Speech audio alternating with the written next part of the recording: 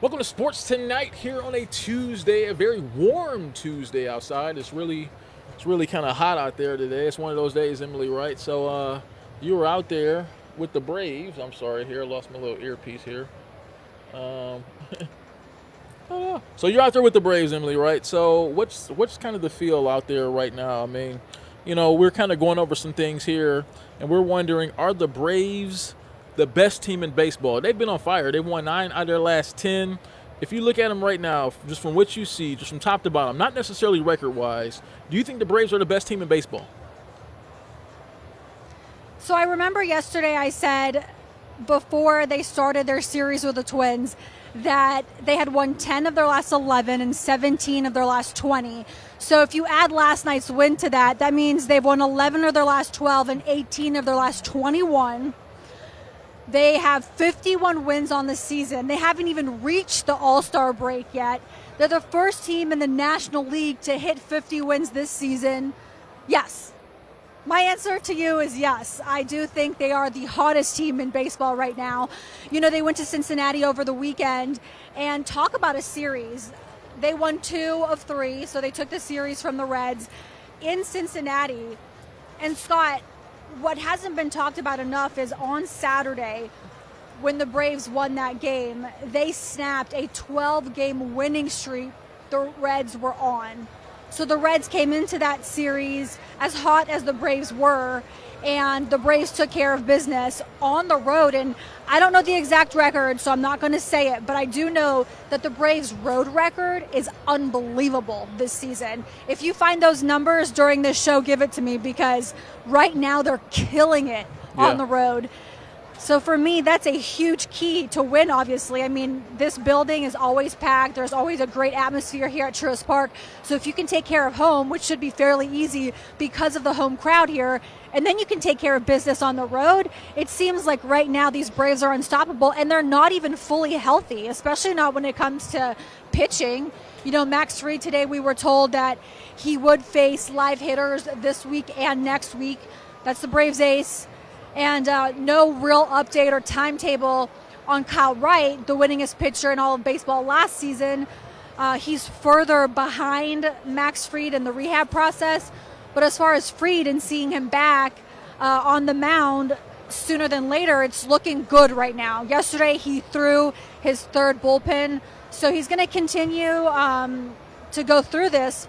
But right now things seem to be on the up.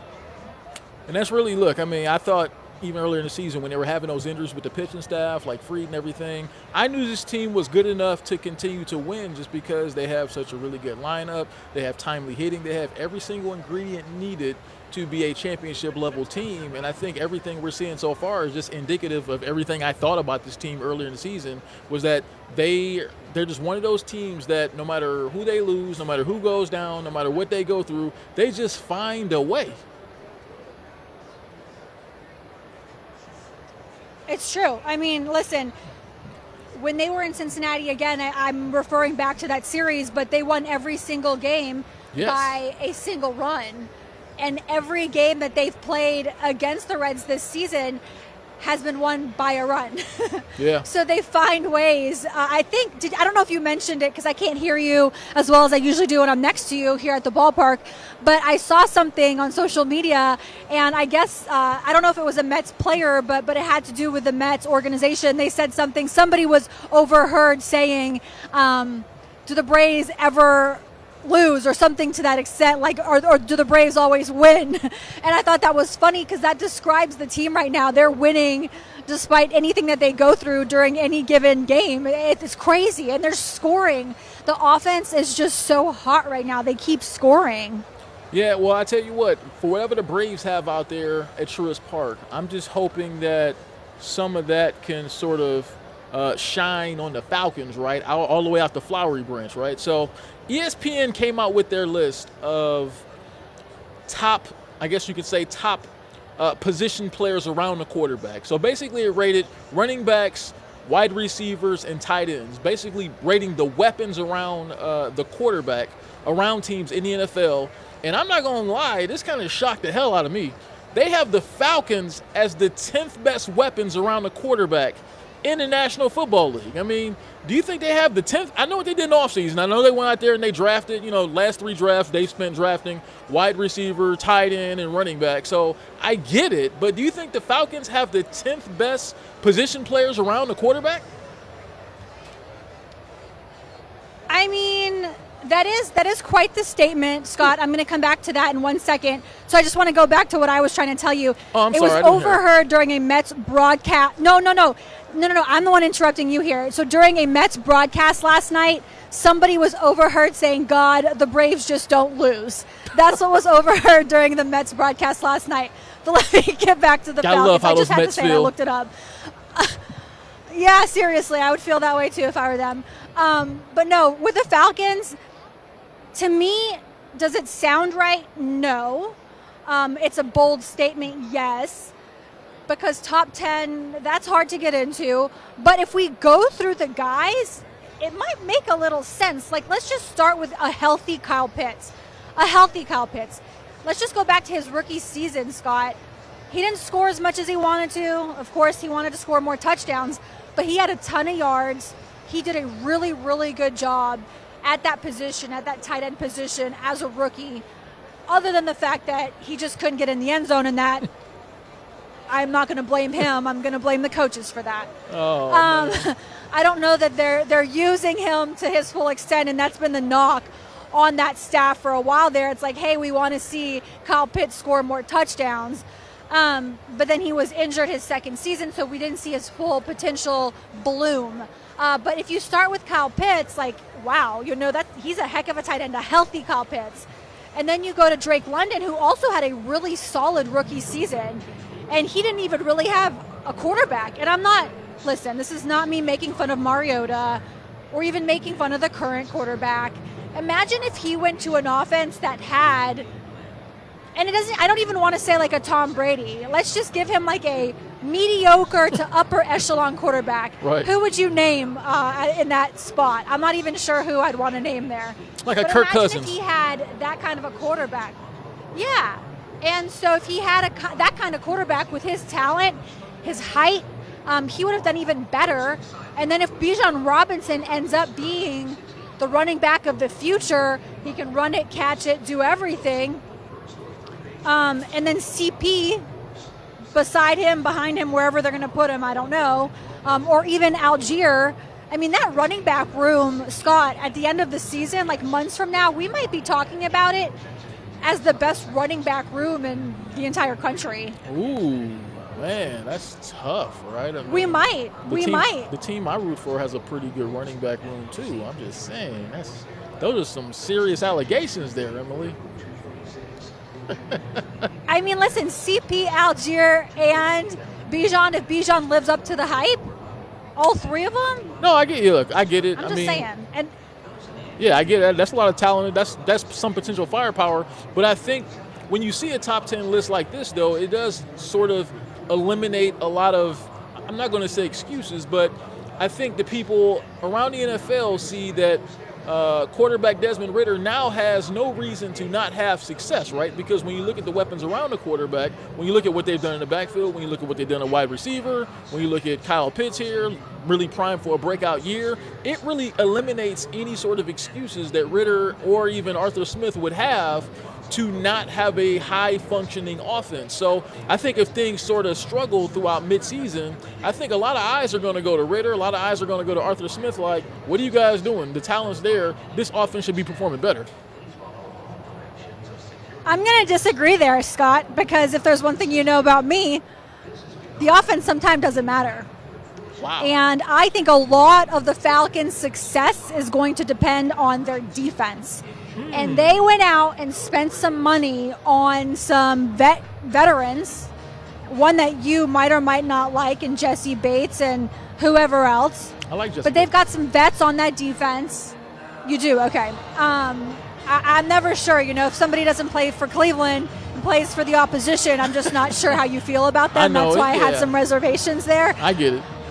But in my opinion, as good as that offense is going to be or could be, if that defense can't make stops, and if they're 31st in the league in sacks again, and they can't bring pressure, which has been the knock on that defense for years now, it won't matter how good Desmond Ridder and company are. It will not, Scott, because that defense has to make stops. And I keep going back to it, and probably for the rest of my career until I stop doing this, I'll go back to it. When the Dogs won their first national championship, not this past one, the year before, when Stetson Bennett got his first true season at starting quarterback, almost the whole way through. That defense, and this is not me knocking on Stetson's talents right now. This is me saying that defense carried that offense. And they have great players. I mean, listen, Georgia's offense had great players, but that defense won games for them. And so for me, with the Falcons, sure, we have all these weapons now. It's great. We're still not sold on Desmond Ridder yet because we haven't seen enough of him.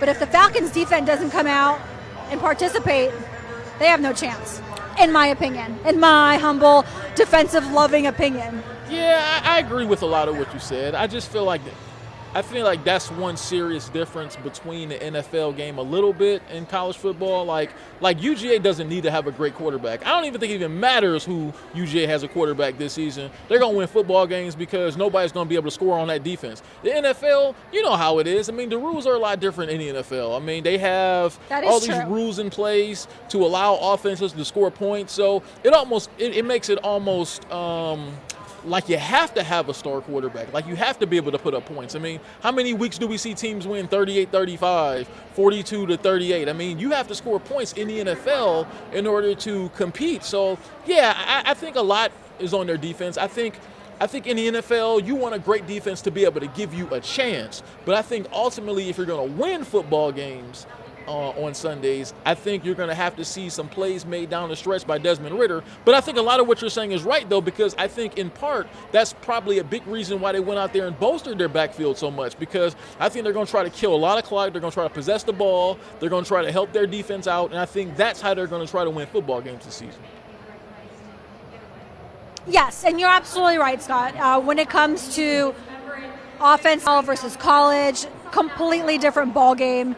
Yes, in the NFL, you absolutely have to put up points and be super clutch in final drives, because that's just how it is in the NFL. Right. But, again, for me, since I've covered the Falcons, the defense has never been excellent. And I truly, in my opinion, have felt like that's been the difference.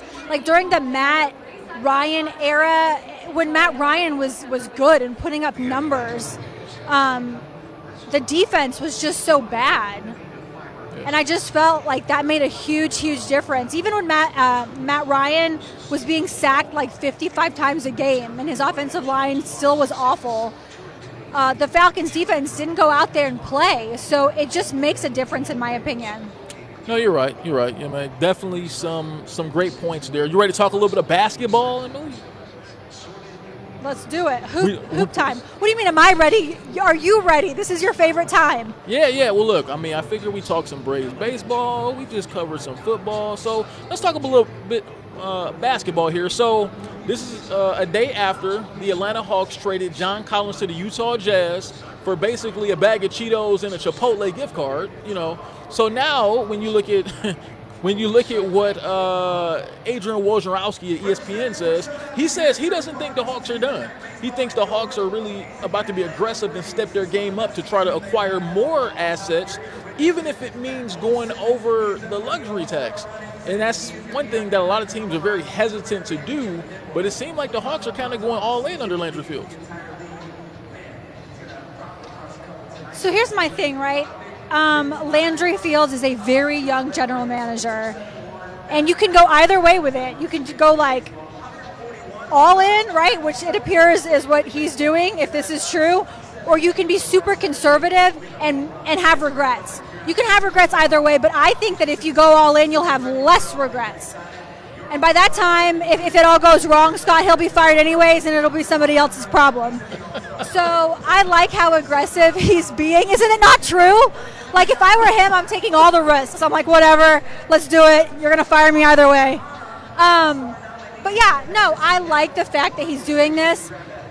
And, the first step to them getting rid of some of the players they wanted to get rid of, if you and I have talked about this, was John Collins. And they've been trying to get rid of him for so long now, despite being one of the best guys I've ever covered. That was the first step. And now you got to think like, all right, so DeAndre Hunter, we talked about this last week, you and I. Clint Capella. DJ might even be on the chopping block. Honestly, they drafted a guard with their 15th overall pick who could be Trae Young's running mate. So, yes, I do agree with the fact that I don't think they're done. I think this roster is going to be shaken up a little bit more. Yeah, when you looked at some of the story they had on when Woj was talking, he really talked about they may be aggressive in pursuing guys like Jaylen Brown, maybe Pascal Siakam from Toronto. I think it's clear that they want to get a solid one, I'm not going to say a solid star, but a solid 1B option next to Trae Young. And I think they know they need to do that. So I think they're going to be all in this offseason or maybe trying to acquire that person, even if it means going over the luxury tax. So I think when you think about it, Jaylen Brown in Boston, right now they could give him a supermax deal in Boston. They may not do that. The Hawks may swoop in and go, hey, Jaylen, we'll give you whatever you want. Just come play with Trae Young, and now if we make that move, now we have something. I think they understand what I see and what we all see is that this current roster, as currently constructed, has probably gone as far as it can go. So I think that they need, I don't know about wholesale changes, but they really need to up the ante and be able to get a top-of-the-line star to go with Trae Young to get this team to the next level and maybe start competing for something serious instead of getting bounced out in the first round every year. Yeah, listen, I think it's overdue. It feels overdue. After their Eastern Conference Finals appearance a couple years ago, it just feels like they were on such a good place, Scott. And I know you thought it was a little weird and kind of a fluke season because of COVID and all that. I did. But, for me, I was with them covering the team. Something special. And unfortunately, it dissolved so fast, as it does with so many teams. So now I just think that they're chasing that feeling, and they're chasing that high that they had a few years ago or a couple years ago, because now they want that again. So I think that anything's on the table. They want to be aggressive, and they want to get that feeling back sooner than later because Trae Young's in his prime right now, and they don't want to waste that. So true, so true. Hey, so before, I know you have to get out of there pretty soon, Emily, so let's talk about one more NFL note. So did you even know the TV show Hard Knocks was still on the air? It really seems like it'd be a long time since that show. No, I did. You did? No, I did. I love Hard Knocks. I'm a huge fan. Okay, I was a really huge fan, but it kind of peaked for me a few years ago, finally, when they had the Cleveland Browns on there. So I was a part of that process. I was even on the first episode. You could see my legs in the background. I was shooting behind Jarvis Landry. So. Oh, your legs, not your legs. Exactly. Oh, man. You can see them. I'm going to show you that clip one day. I'm going to show you that I can't wait. One day, no, this week. Week, I'm holding you to that. I want to see those legs this week. For sure. So Hard Knocks, obviously, they have a contract with the NFL, so they have to have a team this year. So, reluctantly, it seems to be, a lot of people are reporting that it's going to be the New York Jets, right? And look, that's good for us, right? It seems like they were the obvious choice. They got Aaron Rodgers coming to town. A lot of really good storylines with the Jets. They're kind of pushing all the chips to the middle of the table this year. So, to me, it's a really good selection. The Jets don't seem to want it. Do you think that's going to be a good one? I think it's going to be a delicious one. But, yeah, the Jets don't want it because you want to know who doesn't want it? Aaron Rodgers. He doesn't want it. That's why the Jets don't want it. If I were the Jets, I'd be like, my doors are open. Every single one of them. Come in. Come see. You need to be able to regain your popularity in some kind of way, Jets and Jets fans. Why not invite those cameras in? Well, that's because Aaron Rodgers is like, no, I don't want the cameras. And, obviously I don't know Rodgers. I can't call him and ask him. But in my assumption and all the things that you've heard about him, no, he absolutely doesn't want the cameras around him. It's going to be his first time on a new team in a billion years, and there's going to be mistakes, and there's going to be a learning curve, and there's going to be all kinds of things that he doesn't want the cameras to see. He doesn't want people invited into his home while the home is being rearranged? Absolutely not. Nobody wants that, but I want it. I want to see that. I want to see Aaron Rodgers sweat. I want to see how this process comes together with one of the best quarterbacks in the NFL. I also would love to see McCole Hardman because he is such a funny guy, and he now plays for the Jets, former Dog, great friend of mine. I would love to see him on that show because he's funny, he's fast. There's so many things about McCole that when a camera turns on, he turns on. So, Scott, I hope the Jets rethink this one and tell Aaron Rodgers, you know what? This is going to be the first time in our long relationship that you are not going to be able to have the final say. And we're going to say, cameras, come in. Come see this mess. Hey, look, I'm with you. Look, I mean, I think all these teams, they cry every year about, is this going to be a distraction? We don't want distractions while we're here. They're acting like they're planning like war strategies or something. I mean, look, this is just football, right? I mean, these guys know how to prepare for a season. They know how to prepare for football games. It's just cameras there. Look, I was a part of like I just said, I was a part of Hard Knocks in 2018 with the Cleveland Browns. And look, you knew they were there, the cameras were there, but at least from the outside looking in, it didn't look like it was that much of a distraction. I mean, they were just there with all the other cameras. As a matter of fact, one of the Hard Knocks guys, with one catch, he almost knocked right into me. It's no big deal. So maybe it's different for the players that are involved. Maybe they're a little more distracted by cameras being around, but I think it's a great thing. And I think when you look at historically the records of teams who were a part of Hard Knocks, they've done fine that season. So yeah, I think a lot of these players make too much about nothing. They think about football like it's open heart surgery and they have to concentrate like it's super highly technical. It's just football, man. So if you can prepare for a football season with cameras there or without cameras there, you can do it with cameras there. I'm not buying none of that, but whatever. I'm with you. I hope the Jets do it because I think it's great storylines, and I want to see Aaron Rodgers and how he's mixing with the new guys and Saleh, the head coach. I mean, look, I think there's so much there, and I'm with you. I want to see it, right? So before we get out of here, Emily, tell me what's on your mind. Scott, I got to go. I don't have anything else on my mind. I told you every single thing that's on my mind. The lights are on. I got to go. That's what's cool. on your mind, and give it to me in 10 seconds. Let's go. That's cool. You have leaving on your mind. Well, Emily, have a good day. Go Braves, and we'll do this again tomorrow night when we have more time. Can't wait. And I better see those legs later, Scott. I will, for sure. Later.